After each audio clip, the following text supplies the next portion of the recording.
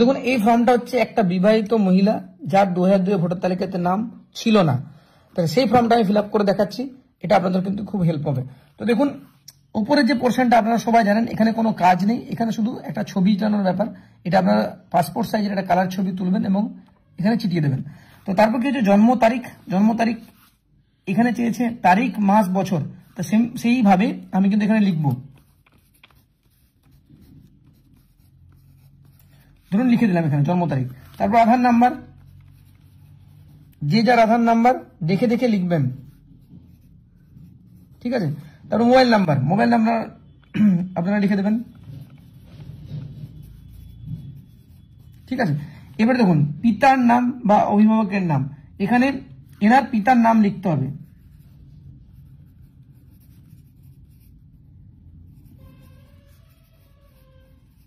পিতার নাম লিখলাম। পিতার ভোটার কার্ড নাম্বার, এনার পিতার যদি ভোটার কার্ড নাম্বার থাকে তাহলে কিন্তু ভোটার কার্ড নাম্বারটা আপনারা লিখবেন। এখানে আমি ধরুন একটা লিখে দিলাম XYZ দিয়ে, আপনারা অরিজিনালটা লিখবেন। তারপরে মায়ের নাম,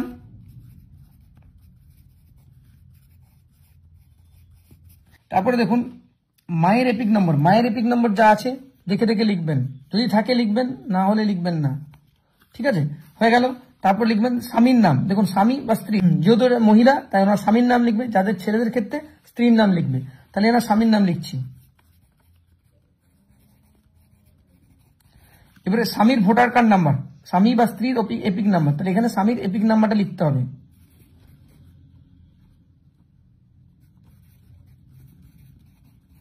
হয়ে গেল। উপরের পোর্শনটা হয়ে গেল।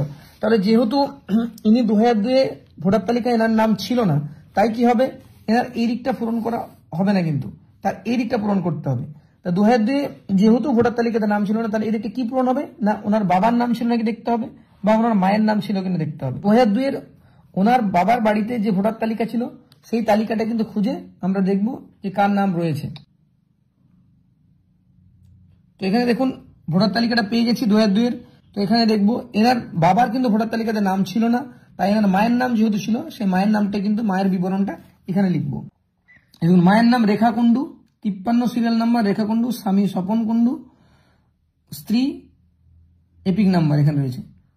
তাহলে যেহেতু ওনার বাবার নাম ছিল না 2002, মায়ের নাম রয়েছে, মায়ের নামটা এখানে লিখবো।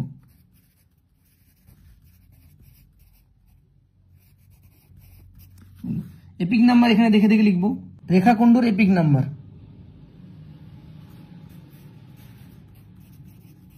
যা আছে লিখবো। আত্মীয়ের নাম, দেখুন এই ভোটার তালিকাতে মায়ের আত্মীয় কে ছিল, এই ভোটার তালিকাতে মায়ের আত্মীয় ছিল 2002 স্বামী স্বপন কুন্ডু, মানে রেখা কুন্ডু স্বামী স্বপন কুন্ডু, ঠিক আছে, লিখে দিলাম। সম্পর্ক স্বামী, ঠিক আছে, এখানে সম্পর্ক দেখুন এখানেই লেখা আছে স্বামী, এটাই লিখবো, তাহলে হয়ে গেল এখানে ফিল আপ। এবারে জেলা বাঁকুড়া, রাজ্য পশ্চিমবঙ্গ, ঠিক আছে। বিধানসভা ক্ষেত্রের নাম দেখুন এখানে আছে ওঁদা, এবং বিধানসভা ক্ষেত্রের নম্বর 252। এবারে দেখুন রেখা কুন্ডুর যে সিরিয়াল নাম্বারটা এখানে ছিল, এটা হচ্ছে ক্রমিক নাম্বার, হচ্ছে সিরিয়াল নাম্বার, এখানে ক্রমিক নাম্বার দেখুন, তাহলে 53 লিখলাম।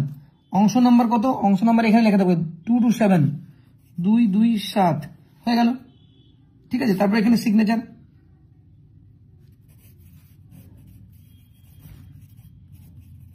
সই করে দিল, বাস কমপ্লিট, বুঝতে পেরেছেন। তাহলে এটা হচ্ছে বিবাহিত মহিলা যার 2002 ভোটার তালিকাতে নাম ছিল না, এখানটা পূরণ তো সবাইকেই হচ্ছে, আর এখানটা কিন্তু এই জায়গাটাতে কিন্তু বাবা বা মায়ের 2002 যার ভোটার তালিকাতে নাম ছিল, এখানে দেখুন লেখা আছে আত্মীয়ের বিবরণ, যার নাম পূর্ববর্তী কলামে সর্বশেষ SIR দেওয়া আছে, মানে 2002 সালে SIR হয়েছিল আমাদের ওয়েস্ট বেঙ্গলে, সেই SIR এর সময় যে তালিকা বেরিয়েছিল সেই তালিকাতে এনার বাবা বা মায়ের নাম ছিল, সেই মায়ের ডিটেলস কিন্তু আমি এখানে ভরলাম, ঠিক আছে, বোঝা যাচ্ছে। এইভাবে কিন্তু আপনার বিবাহিত মহিলারা ফর্মটা ফিল আপ করবেন। তো ভিডিওটা যদি হেল্পফুল বলে মনে হয় তাহলে আপনারা এই ভিডিওটা আপনাদের বন্ধু আত্মীয়দের সাথে শেয়ার করুন, যাতে তারাও কিন্তু সঠিকভাবে SIR এর ফর্মটি ফিল আপ করতে পারে। তো আপনারা লাইক করুন, কমেন্ট করুন, যদি কোনো প্রশ্ন থাকে কমেন্টে জানান, আমি তার রিপ্লাই দিয়ে দেবো। ওকে, টাটা, বাই বাই।